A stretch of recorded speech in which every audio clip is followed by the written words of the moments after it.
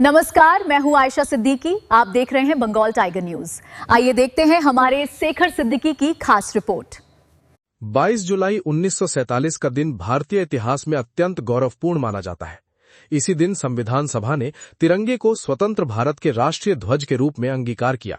15 अगस्त 1947 को देश की आजादी के साथ यह ध्वज भारत की पहचान बनकर विश्व मंच पर लहराया और आज भी देश की एकता, अखंडता तथा संप्रभुता का प्रतीक है। भारतीय राष्ट्रीय ध्वज के निर्माण की कहानी स्वतंत्रता संग्राम से जुड़ी हुई है। तिरंगे की मूल अवधारणा और प्रारंभिक डिजाइन का श्रेय स्वतंत्रता सेनानी एवं ध्वज विशेषज्ञ पिंगली वेंकैया को दिया जाता है। उन्होंने वर्ष 1921 में विजयवाड़ा में आयोजित कांग्रेस अधिवेशन में महात्मा गांधी के समक्ष एक ध्वज का प्रारूप प्रस्तुत किया था। समय के साथ इसमें कई परिवर्तन किए गए और यह स्वतंत्रता आंदोलन का प्रमुख प्रतीक बन गया। स्वतंत्रता प्राप्ति के समय राष्ट्रीय ध्वज के अंतिम स्वरूप को तैयार करने में सुरैया बदरुद्दीन तैयब जी का भी महत्वपूर्ण योगदान माना जाता है। ऐतिहासिक विवरणों के अनुसार उन्होंने उस अंतिम नमूने को तैयार करने में भूमिका निभाई जिसमें चरखे के स्थान पर अशोक चक्र को शामिल किया गया। इस प्रकार आज का राष्ट्रीय ध्वज पिंगली वेंकैया की मूल परिकल्पना और सुरैया तैयब जी सहित अनेक देशभक्तों के योगदान का परिणाम माना जाता है।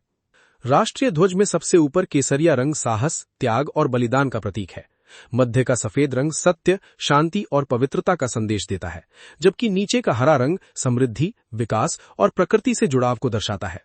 सफेद पट्टी के मध्य स्थित गहरे नीले रंग का अशोक चक्र सारनाथ स्थित सम्राट अशोक के सिंह स्तंभ से लिया गया है।